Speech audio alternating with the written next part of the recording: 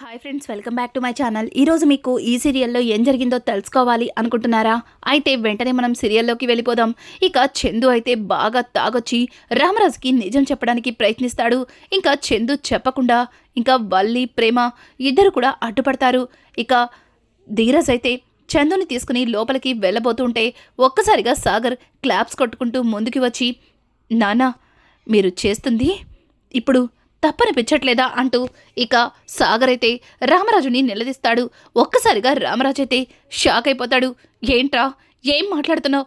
నేను చేస్తుంది తప్పేంటి అని అంటుంటే, అవును మీరు చేస్తుంది తప్పే కదా, ఎంతైనా పెద్ద కొడుకు మీదున్నంత ప్రేమ మీకు మా మీద లేదని ఇప్పుడే అర్థమైంది. వాడు తాగొస్తే వాడిని లోపలికి తీసుకెళ్ళమని చెప్పారు.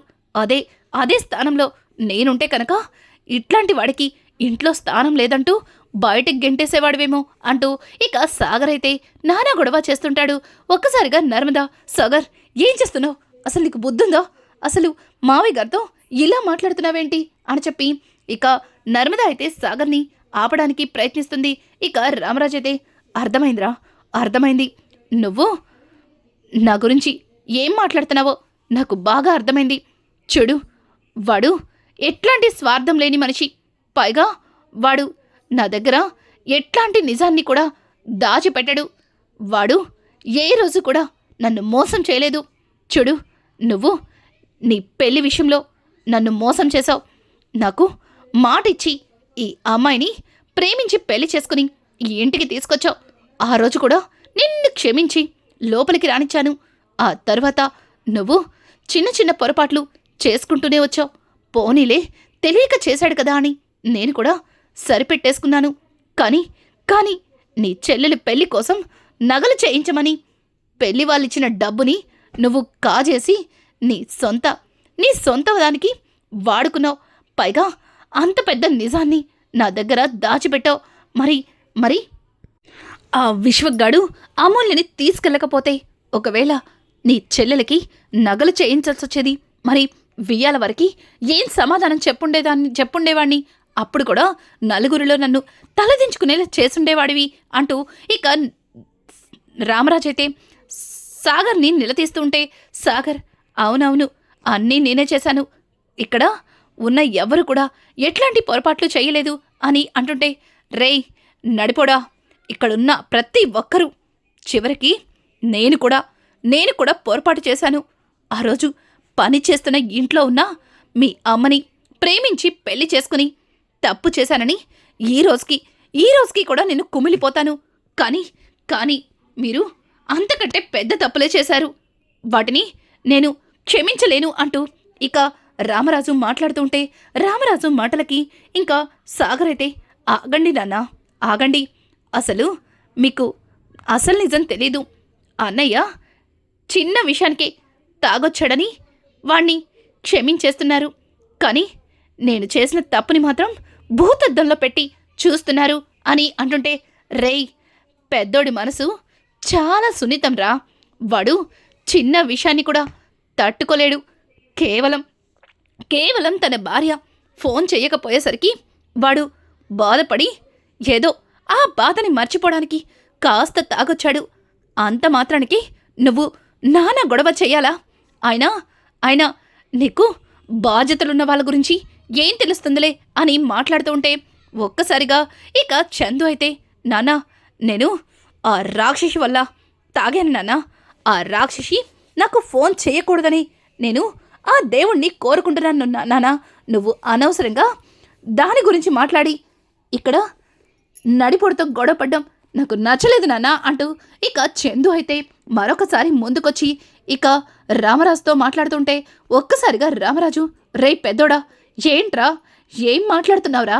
దేవతలాంటి కోడల్ని పట్టుకుని ఏంట్రా మాటలు? ఈ ఇంట్లో ఎవరు బాధపడినా సరే తను తట్టుకోలేదు. అమూల్య కోసం తను ఎంతగానో కుమిలిపోయింది. పైగా అమూల్య అలాగే విశ్వక్ల మధ్యలో జరిగిన ఆ ప్రేమ రామాయణం, ఇక అమూల్య మెడలో ఆ విశ్వగాడు కట్టకపోయినా తాళి కట్టుకోమని ప్రేమ చెప్పిన విషయం, అవన్నీ కూడా తన అమాయకత్వంతో తన తెలివితేటలతో తెలుసుకొని అన్నీ మనకి తెలిసేలా చేసింది. మళ్ళీ అమూల్య మన ఇంటికొచ్చేలా చేసింది అని అంటుంటే, అయ్యో నాన్న నువ్వనవసరంగా పొరపాటు పడుతున్నావు. అమూల్య విషయంలో ప్రేమ ఎట్లాంటి తప్పు చెయ్యలేదు నాన్న. అసలు ప్రేమకి ఏ పాపం తెలీదు. అసలు తప్పు చేసింది ఆ వల్లినే. అమూల్యకి అలాగే ఆ విశ్వగడికి మధ్యలో ప్రేమ రామాయణాన్ని నడిపింది నా భార్య అని చెప్తున్నా వల్లినే నాన్నా. దాని గురించి నీకు పూర్తిగా తెలీదు. అది ఎన్నో తప్పులు చేసింది, ఎన్నో మోసాలు చేసింది. అన్నీ చేసి ఈ ఇంటిలో కోడలిగా అడుగుపెట్టింది. తను ఎన్ని తప్పులు ఎన్ని మోసాలు చేసినా అది నాతో పెళ్లి కోసమే కదా అని చెప్పి క్షమించి వదిలేశాను. కానీ నా చెల్లెల జీవితంతో ఆడుకుంది. అట్లాంటిది ఈ ఇంట్లో ఉండడానికి వీల్లేదని దాన్ని బయటకు గెంటేశాను. నా చెల్లెల్ని ఆ ఇంట్లో నరకం అనుభవించేలా చేసిన దాన్ని ఊరికే వదిలిపెట్టను అంటూ ఇక చందు అయితే కోపంతో రగిలిపోతుంటే ఒక్కసారిగా ధీరజ్, రే పెద్దోడా, తాగిన మత్తులో ఏదేదో మాట్లాడుతున్నావు. వల్లి వదిన చాలా మంచిదిరా అని అంటుంటే, అయ్యో రే చిన్నోడా, నువ్వు ఆ వల్లి మాటలు బాగా నీ చెవికెక్కినట్టున్నాయిరా. అందుకే ప్రేమ మీదున్న ప్రేమని ద్వేషంగా మార్చుకున్నావు.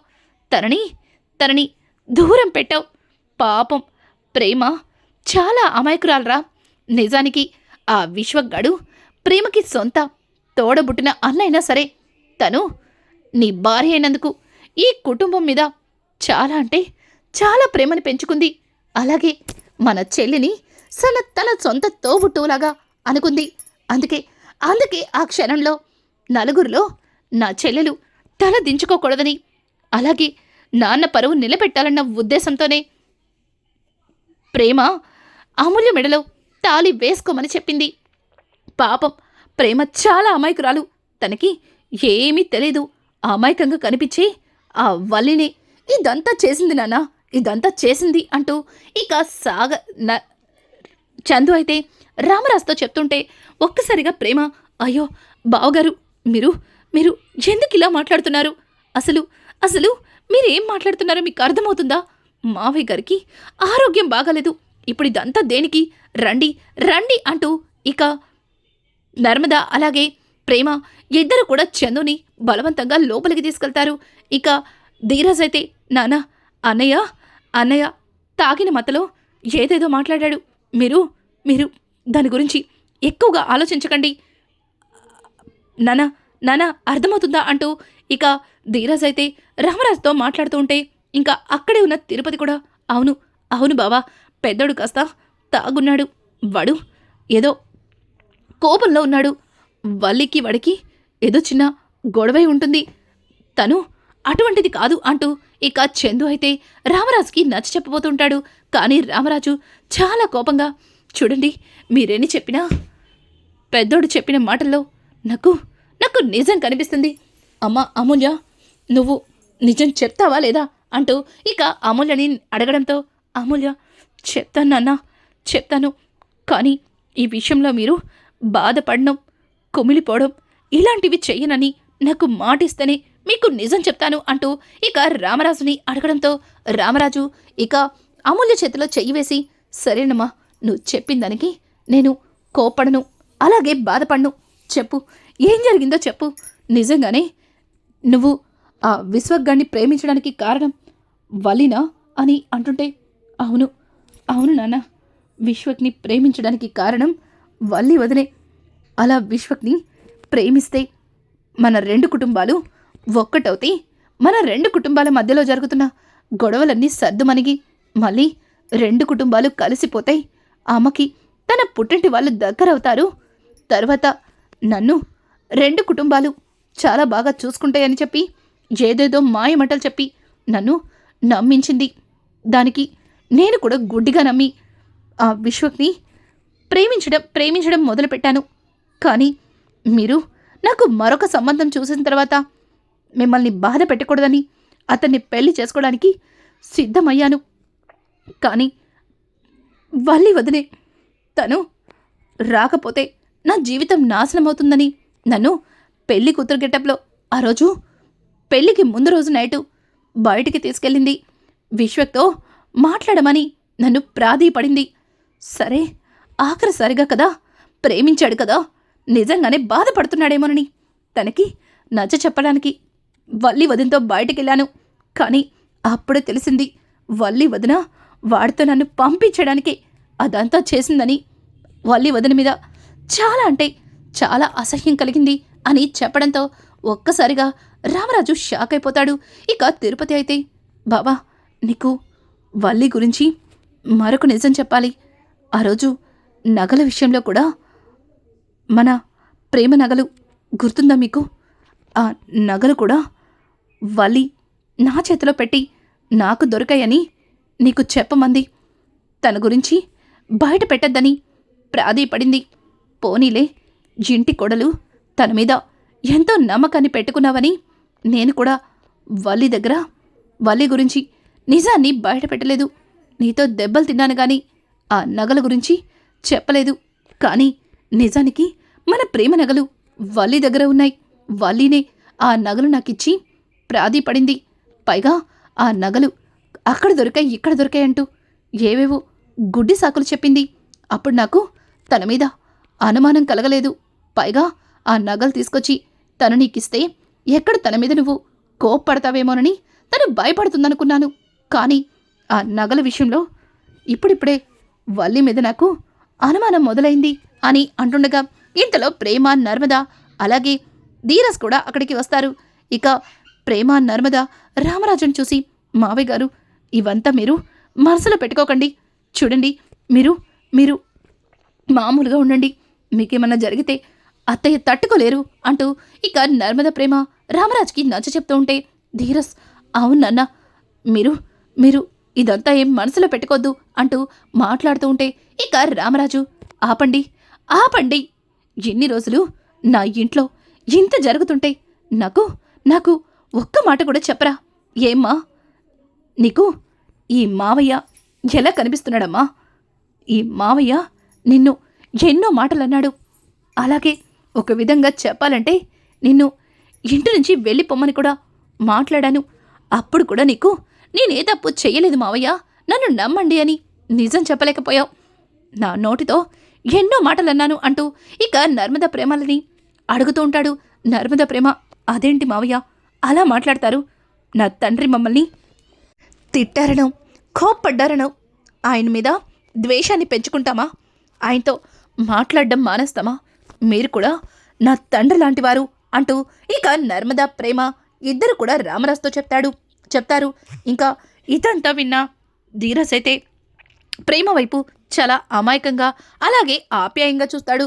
ప్రేమ మాత్రం రామరాజుకి నచ్చ చెప్పి, మావయ్య గారు రండి లోపలికి అంటూ ఇక లోపలికైతే తీసుకెళ్తారు.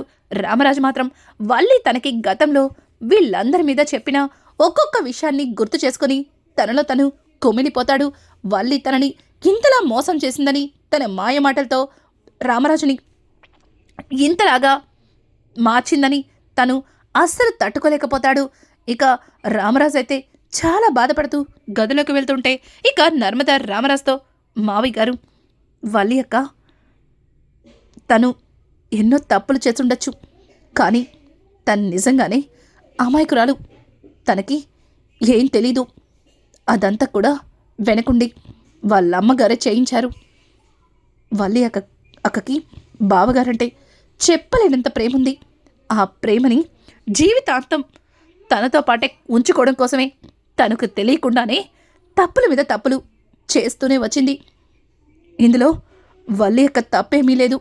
మీరు వల్లి అక్క మీద ఎట్లాంటి కోపాన్ని పెంచుకోవద్దు అంటూ ఇక నర్మద అయితే రామరాజుతో చెప్పడంతో రామరాజు నవ్వుతూ ఇక నర్మద తల మీద నిమురుతూ తన మనసులో, నువ్వు చాలా మంచిదానివి, నా కుటుంబాన్ని విడిపోకుండా కాపాడడానికి నా ఇంట్లో కోడలుగా అడుగుపెట్టావేమో అని తన మనసులో అనుకుంటూ ఇక లోపలికైతే వెళ్ళిపోతాడు. అని తల మీద నిమురుకుంటూ ఇక లోపలికైతే వెళ్ళిపోతాడు. ఇంకా ఇదంతా ఇలా ఉండగా ఇక సాగర్ అయితే బయట కోపంతో రగిలిపోతూ అటు ఇటు తిరుగుతుంటాడు. ఇంకా నర్మద సాగర్ దగ్గరకొచ్చి, సాగర్ నీకు బుద్ధుందా అని అంటుంటే, లేదు నాకు బుద్ధి లేదు, అలాగే సిగ్గు కూడా లేదు అని అంటుంటే, ఏం మాట్లాడుతున్నావు సాగర్? అసలు నేనేమంటున్నాను, నువ్వేం మాట్లాడుతున్నావు అని అంటుంటే, అవును నర్మదా, నాకు బుద్ధి లేదు, అలాగే చీకొట్టే ఇట్లాంటి ఇంట్లో ఉండడానికి సిగ్గు కూడా లేదు. చూసావా చూసావా ఆయన ఎలా మాట్లాడుతున్నారో. చెల్లి జీవితాన్ని నాశనం చేసినా వల్లి వదిన గురించి కూడా ఆలోచిస్తున్నారు. కానీ కానీ నేను నా జీవితం గురించి ఆలోచించి ఏదో తెలుసో తెలియకో చిన్న పొరపాటు చేశాను. దాన్ని మనసులో పెట్టుకుని పదే పదే ఇలా దెప్పు పొడుపు మాటలు మాట్లాడుతున్నారు.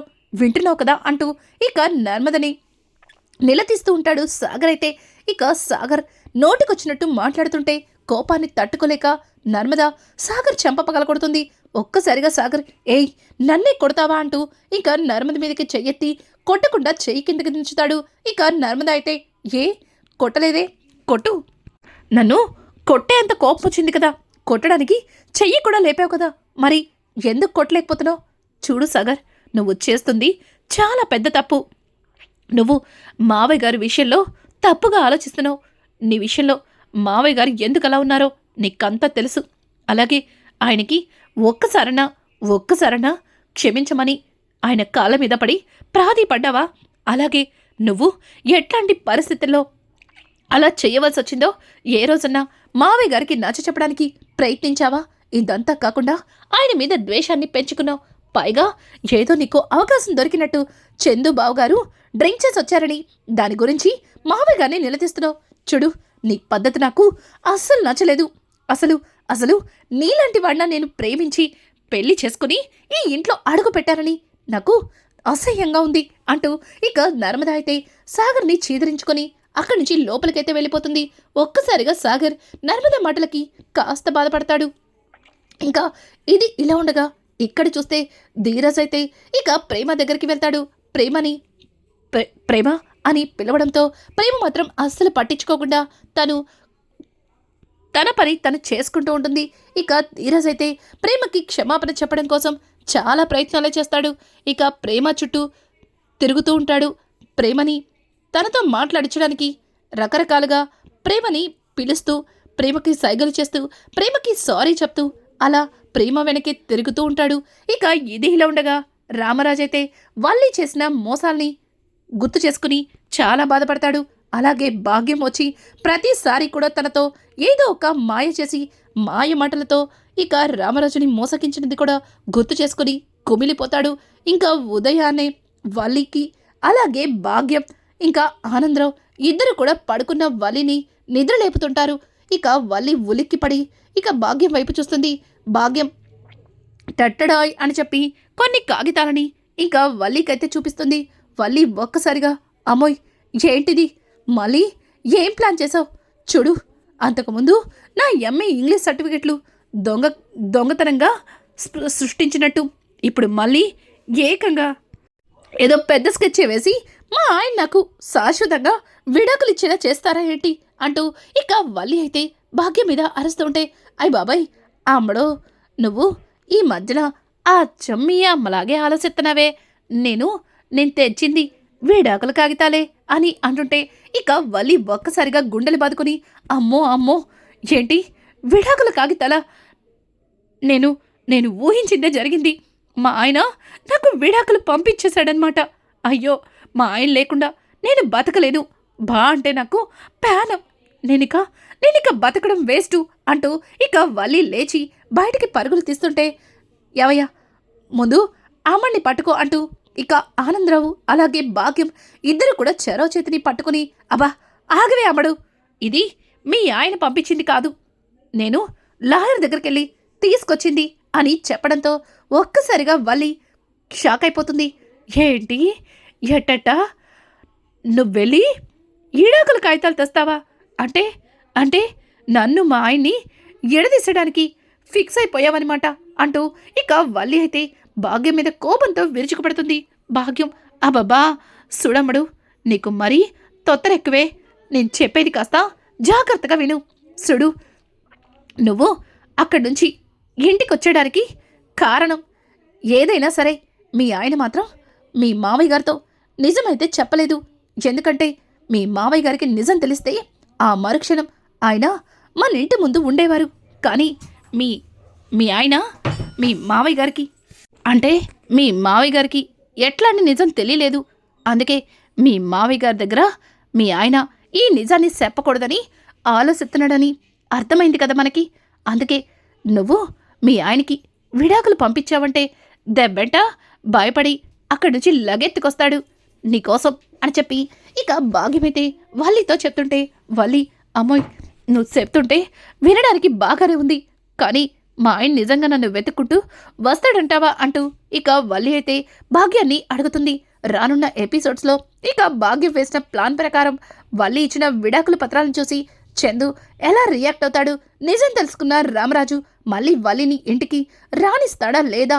ఇలాంటి లేటెస్ట్ ఎపిసోడ్స్ మీకు మరిన్ని కావాలి అనుకుంటే మా ఛానల్ని సబ్స్క్రైబ్ చేసుకోవడం మాత్రం మర్చిపోకండి. Thanks for watching. Hi friends, welcome back to my channel. ఈరోజు మీకు ఈ సీరియల్లో ఏం జరిగింది